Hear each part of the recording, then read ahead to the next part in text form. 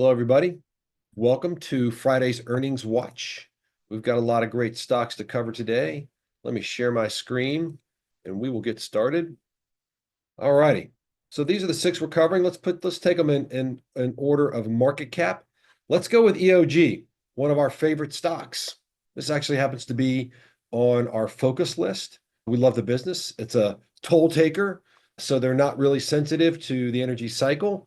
As long as energy demand is there, it's going to happen for this business. And part of the reason we like it is because it's got great returns, great returns on capital, great profitability, and a price to economic book value of 0.7. So the stock price is implying profits are going to permanently decline. I think their earnings were a little bit light. Market didn't like it much. Let's see here. Yeah, down 2.83 today, about 5% here. Looks like they topped estimates, but a little bit lower free cash flow. Let's see how they're measuring free cash flow.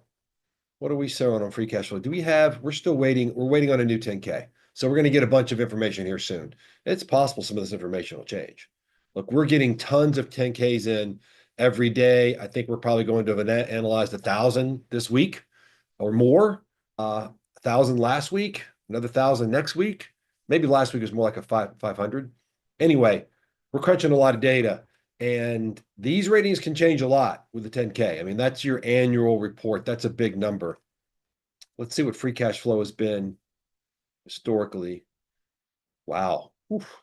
That's some pretty impressive free cash flow. 7% of enterprise value. It's a good number. One of the things that's been great about all of our energy calls is we start with analysis on sort of the macro environment in terms of where the industry is going. And what we find across the board with respect to energy companies is that, look, demand is the fossil fuel, the traditional energy companies, the demand is not going away. It may be declining, but not until like 2050. In the meantime, it's still expected to grow, albeit slowly. And then from there, maybe decline slowly. So look, it's not going away. So when the price to economic book value is forecasting a permanent 30% decline in profits, and I think there's a strong case to be made for all the existing legacy energy businesses to be able to transmit and profit from alternative sources of energy as much as they do traditional sources of energy. It's not like the solar panel company is going to take over, right? The energy still has to be transmitted, has to be delivered, has to be produced. And these big firms, all these other legacy firms are just as well positioned to do that as anyway. All right, good. We got a couple votes in here for the tickers. We got somebody bragging about big squats this morning. Good for you. Haven't been able to squat for a little while because I had to get my knee scoped, but I'm looking to get back to it soon. I like that. That's a good comment for Friday. But anyway, any other comments on EOG? Good company, good stock. We also like the fact that they link their compensation to return on invested capital. That's a big one. This is my favorite model portfolio by far. The focus list is like the best. That's awesome. But this is my favorite one because anytime the board of directors takes it upon themselves to make sure that they're only paying their executives when those executives create real shareholder value, improve returns on invested capital, or improve economic earnings, I mean, that's a great thing. Why should executives be paid for anything else? Oh, well, they should get paid for stock price. Well, ultimately, the stock price should reflect economic earnings. In the near term, we know stock prices can reflect all kinds of false narratives. And we've actually seen where linking compensation directly to stock price can lead managers to lie about performance or focus on false measures of performance like adjusted EBITDA, jack up the stock price, cash in their options, and leave a dead company. Right? So why don't we just pay people for creating value? Why not? I honestly believe it's unethical to run a business without paying executives based on economic earnings or return on invested capital. I would never do it. Would never do it. Would never do it. I think if you're a publicly run company, you have a fiduciary responsibility to your shareholders to ensure that real value is being created. And if you're not, then you should be fired. And if you're on the compensation committee and you're paying people based on adjusted EBITDA or things that steal effectively from shareholders, you should be fired. And I think that eventually we're going to get to a place like that. Think about new construct as being like the Doge for the stock market, right? We're going through, we're telling you who's actually which companies are making money, which ones have an appropriate valuation, just like Doja's looking at which federal employees are actually working and being productive and which ones deserve what they're getting paid, right? And they promote the good ones, get rid of the bad ones, aka most attractive workers and most dangerous workers. Just like most attractive stocks and most dangerous stocks. And so we're doing it. We're doing it with an honesty and a technology that has never been before available to the marketplace. That's why it works so well. All right. Let's go to the next one. Monster Beverage. I like this one. This has been a really popular company for a long time. And it's just kind of interesting to me how it's been so popular, and it's like a soft drink company. It's like, why is the soft drink company valued so highly? We should look at a model like at this and see how highly it's valued. Now, I get the fact that it could be a target for an acquisition. I do love the model where these big distributors like Coca-Cola or Budweiser or Ambev, they can buy a craft beer and they can pay the entrepreneurs that created that craft beer or craft beverage a lot of money and still make money on the deal because they can take that craft beverages distribution, 10 times, 100 times from where it is. That's a truly like value accretive opportunity when you can add that. But there's a price. There's a price that is a limit here. And so let's take a look here at Monster. Accounting earnings going up a little faster. That's why we're seeing this false positive. Accounting earnings going up a lot faster than economic earnings. We don't like that. Return on capital come down a bit. Margin, invested capital turns. Let's see here. Let's get this model with the S&P stats loaded up before we get here. All right. So for Monster, we got two scenarios. If you go with the default scenario, it's going to take them 15 years at, 4% growth, 53 years. If we go a little bit higher, it's 15 years. Let's go with the 15-year number. Scoot down here. Look at 15-year is 21 billion in revenue. So let's see where that ranks for the S&P 500. 21 billion in revenue puts us in here. So State Street, back to Fiserv, Colgate, Palmolive. That's a pretty big consumer goods company. That's a lot of revenue. Kimberly-Clark, same thing. Just looking for comps here. General Mills, they sell a lot, a lot of stuff other than just drinks, and they are still higher. Where's Coca-Cola here? Coca-Cola is that much higher. Okay. Let's do this the smart way. Coca-Cola is at 46 billion. So they'd be about half as big as Coca-Cola. That's what the current valuation implies. I would say, given Coca-Cola's amazing distribution and wide variety of product, it's a pretty big valuation. Where's Pepsi on here? Keurig Dr. Pepper, they're at 15 billion. So they're going to be significantly bigger than Dr. Pepper. And then Pepsi is at 90 billion. That's a bigger number because, look, they've got Frito-Lay. And who doesn't love potato chips, folks?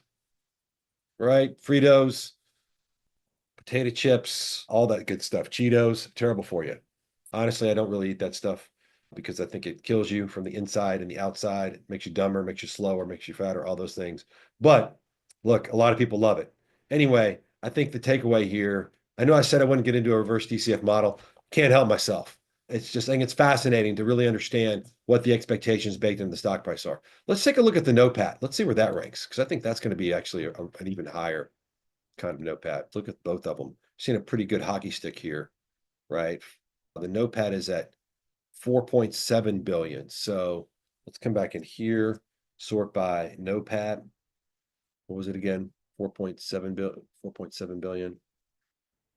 That would put them at 100th, up there with a lot of big companies. Where does that compare to Coca? All right, Coca's about twice that. Pepsi, less than Coca-Cola. Wow. So much bigger revenue, much lower margins. Interesting. And let's go with Pepper, Keurig Dr. Pepper. Yeah, they'd be more profitable, quite a bit more profitable than Keurig Dr. Pepper. So yeah, I think that says expensive stock. So what happened with these guys today. Monster up a lot. I think they put out good numbers, up about 3.5%. Strong energy drink sales. So yeah, I mean, look, what's the moat around energy drinks? I mean, sweet tasting caffeine drink. I mean, I see like a new one come out every day. Like, so yeah, there's not a lot of moat here. I think it's all about marketing. And I just don't know that this is a business that I would expect to be able to grow at that kind of a rate. 7% compounded annually for 15 years to get to those huge numbers, at these really high margins, high return on capital, right? So it's not gonna, well, let's see. Interesting. It was even higher before. So interesting. Yeah, it makes sense. You're really just kind of selling, you know, flavored carbonated water with some caffeine. So I could see how returns on capital stay high, but that's not clearly sustainable.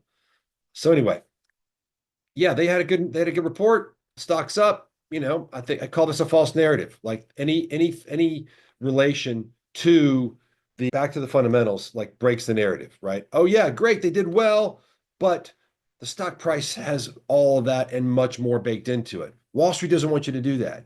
They just want you to look at that one little earnings number, that beat or miss. And every quarter we can have a big party and pay a lot of attention and make investment decisions based on that one little number, about that one little performance point in that one point in time. Even though stock prices reflect the cash flows for all time, we're going to focus on this one little one.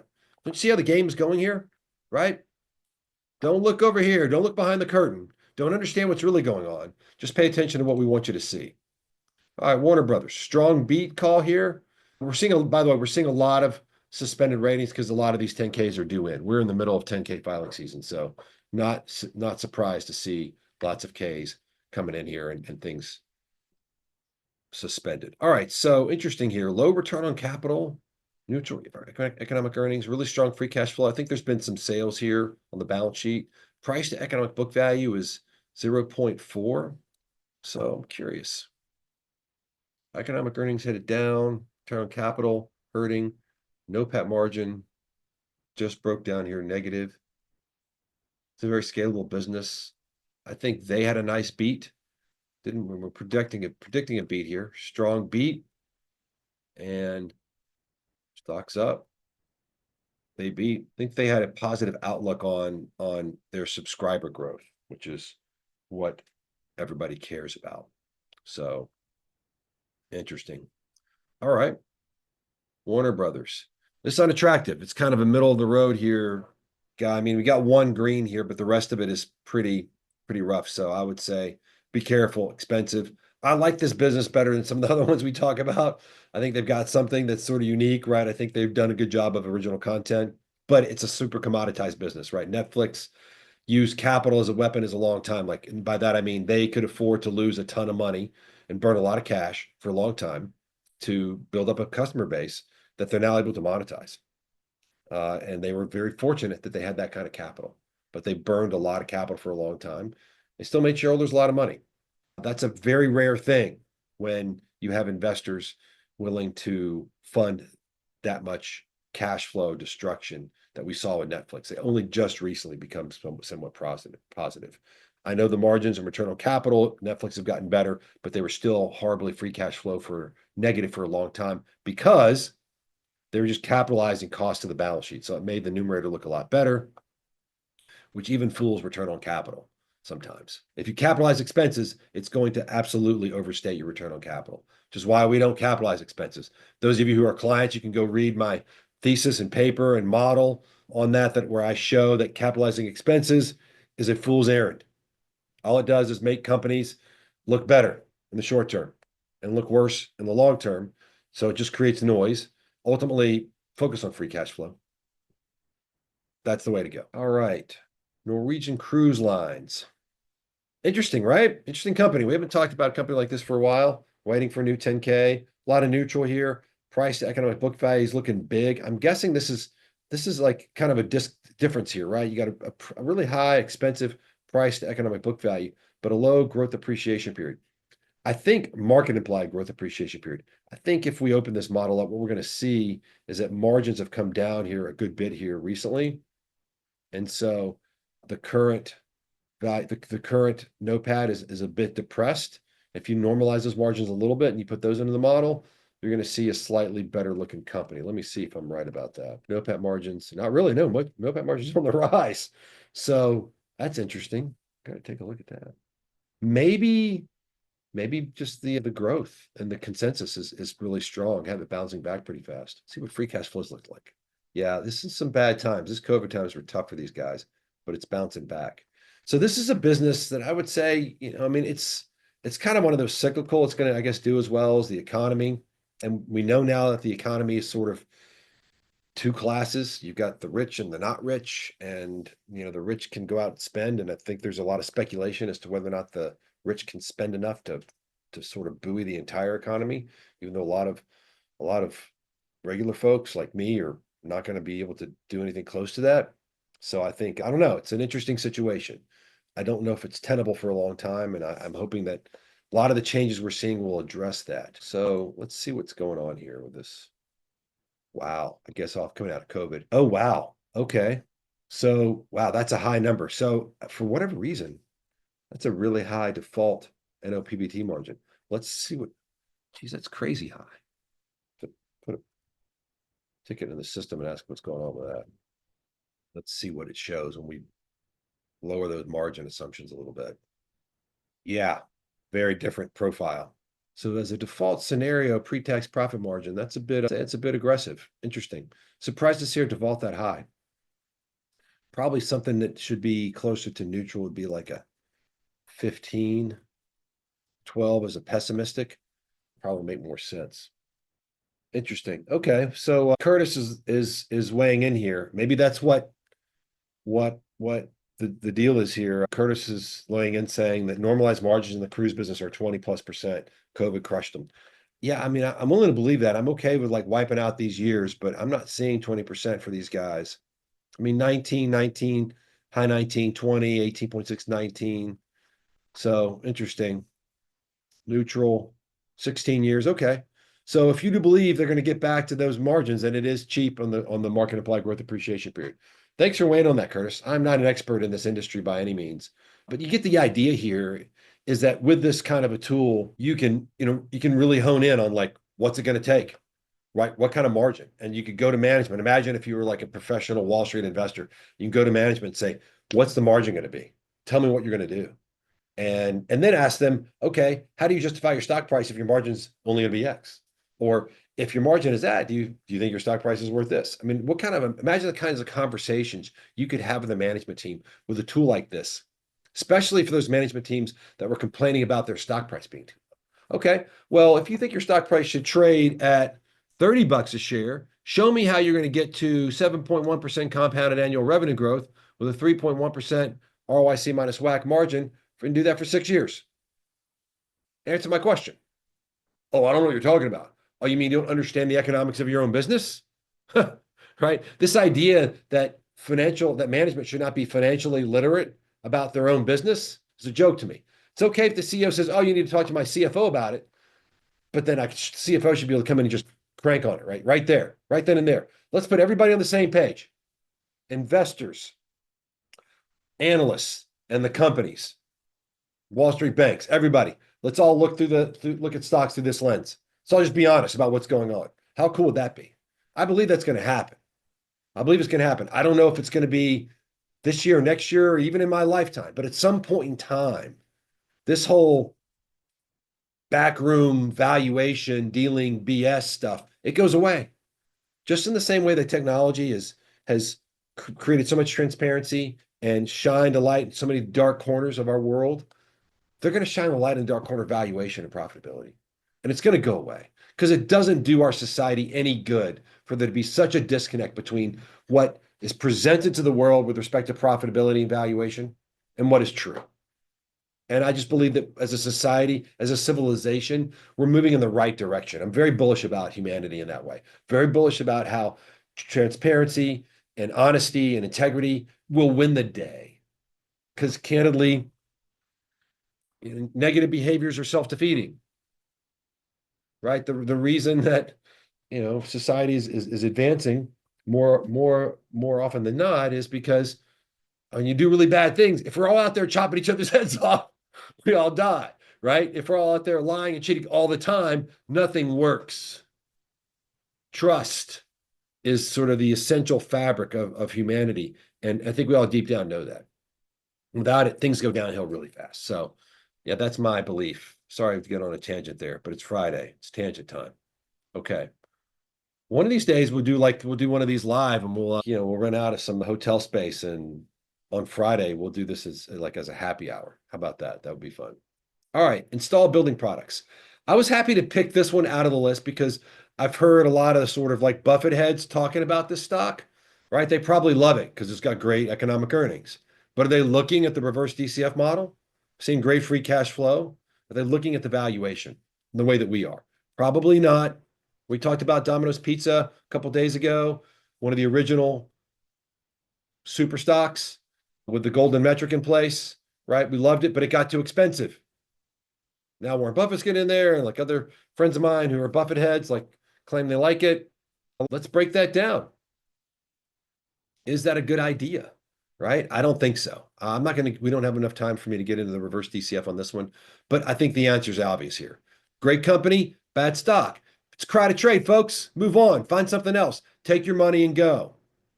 Right? These days, this market, you assume Momo's just going to carry the day. Things just going to keep going up.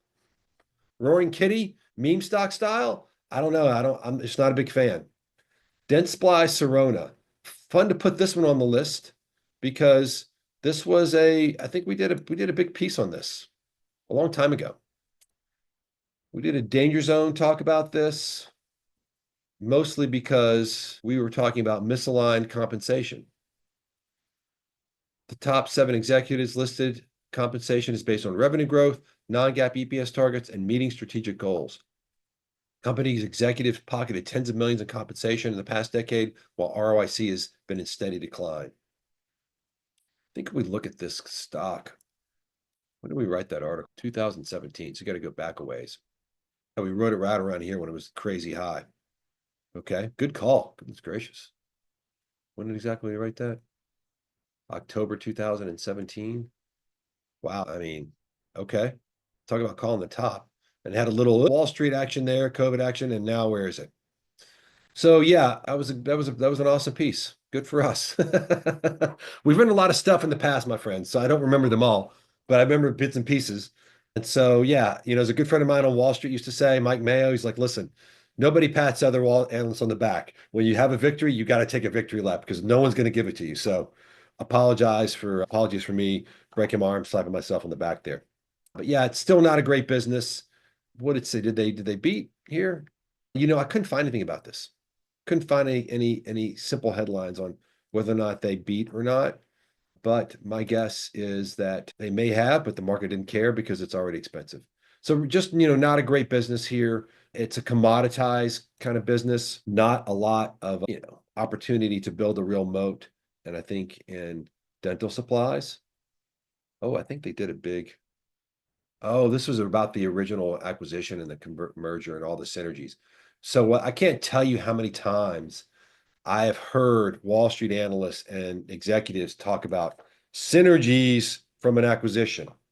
That's another thing that can be quantified. Specifically, if you say, hey, listen, we're going to buy these guys for $10 billion more than their market cap, then you need to be able to quantify those synergies. If you were to come to me and say, hey, I got $100 million in cost savings, then the net present value of $100 million of cost savings, assuming a 10% cost of capital, that's $1 billion, right? There's $1 billion of overpayment that you can justify. It's not hard to do. You could give me potentially incremental revenue and incremental NOPAT based on combining. We can find the present value of that NOPAT. We can find the present value of cash flow from selling off assets from overlapping branches or stores, right? All this stuff can be quantified, but shrouding it in the term synergy, that's just a trick to get you to believe they know what they're doing and that somehow something good's going to happen. Don't buy it. If they're not willing to give you the details, then what makes you believe they have the details on their own? Why would they hide it, right? Hide it because they can't. Because Wall Street analysts don't ask them the hard questions. Why? Because Wall Street bankers are making a ton of money on that deal. Everyone's got a mandate, cheer the deal on, or get fired because Wall Street analysts are not getting paid. I'm sorry, they're getting paid a lot of money. They're not making the firm any money. So if you're not helping the firm make money by doing deals that are good for the firm, honesty doesn't pay. Honesty doesn't pay. I've talked about that a lot. You guys can read a lot of my I got multiple e-letters on this, folks. If you want to get a sense about how Wall Street is sort of a propaganda machine, just come in here and check out any of my e-letters.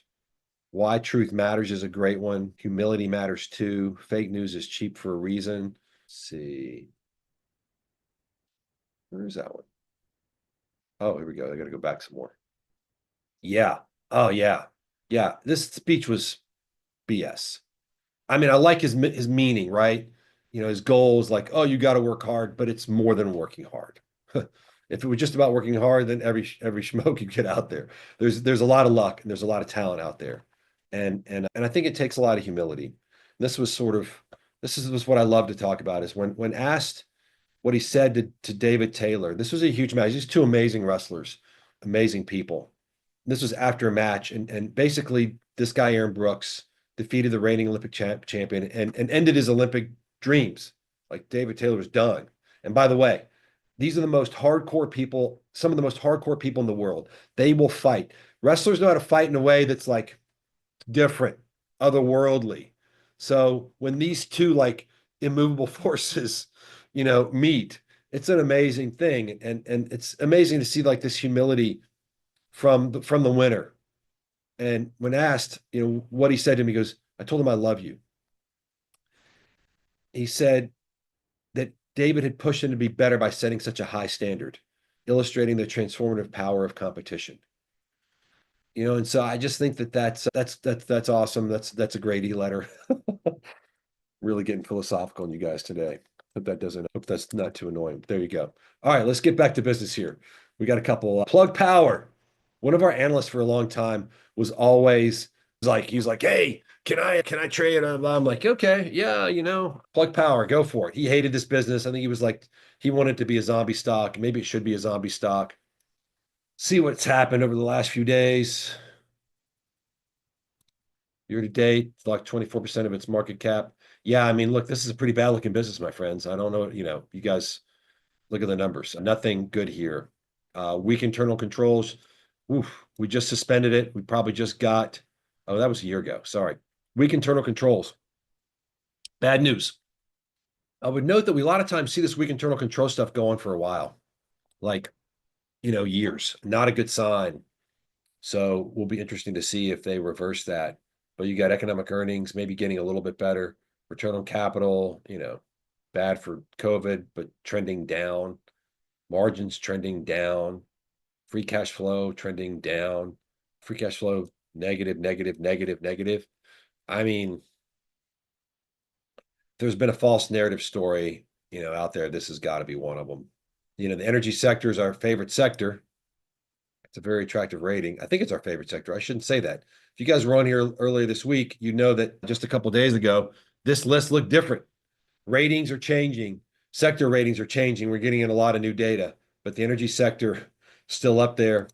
But, what does this tell you? Not all stocks are good just because they're in a particular sector. You'll hear that from us all the time. We don't paint groups of stocks with the same brush. We don't have to. We've done the work. We've done the work. So when we're screening for stocks in our system, we're screening based on, the best information in the business. So we can come in here and say, look, I want to know all the stocks that have a very unattractive rating and a return on invested capital. We're looking for shorts. Return on invested capital, less than 0. Free cash flow yield, less than 0. And I'm looking for stock to short in the tech sector because I think it's overheated. I want my growth appreciation period to be greater than or equal to 100. Go. There it is. Oof, that's a scary large list, isn't it? Maybe you want a market cap, big market cap. Wow. Okay. There's some target shorts for you. But here's the beauty of our screening system. This is screening on like incredibly good ratings. All screening in the past, before new constructs, it was just meant to try to limit the amount of work you had to do by narrowing the number of companies you're going to do a deep dive on to a manageable number. we did the deep dive to begin with. So when we screen, when we create model portfolios, it's based on extremely good information. So that is an update. All right, ITRN. Don't worry, Stephen. I'll get to you. You were the first vote. We just added to the list here. Itron. I spoke about this company at a conference. Pointed out as one of our top picks. It's in the most attractive stocks model portfolio, safest dividends, 3.6% yield, and a price to economic book value of 1.0. If you listened to me on this one, you've done extremely well. I did this conference last November, I think. So yeah, I think you've made like 50% since I talked about this one. It still looks cheap. Economics, cheap stock. I love you too. ATKR. This is our last one, folks. So no more questions, no more questions, no more tickers. We are going to end it here. Wow. Okay. I don't know anything about this company, but it's not on any of our model portfolios. Credit rating is neutral, but otherwise it looks pretty darn good here. Must have a lot of debt. $900 billion in debt on a $2.1 billion. So that's credit rating looks a little bit shady, but man, free cash flow yield greater than 12%, greater than 10%, price to economic book value, assuming a permanent 50% decline in profits. Meanwhile, economic earnings are going down, but that decline looks to be decelerating. Same with return on capital. Probably whatever is going to happen here is not going to be a 50% decline. So again, I don't really even know anything about this business. All right, folks, thanks for being with me today. I hope you enjoyed. Appreciate it. We'll probably be doing this next week. I haven't looked at the calendar yet, but if there are a lot of good companies reporting next week, we will continue this earnings watch party gig. Thanks for being with me. Have a great weekend.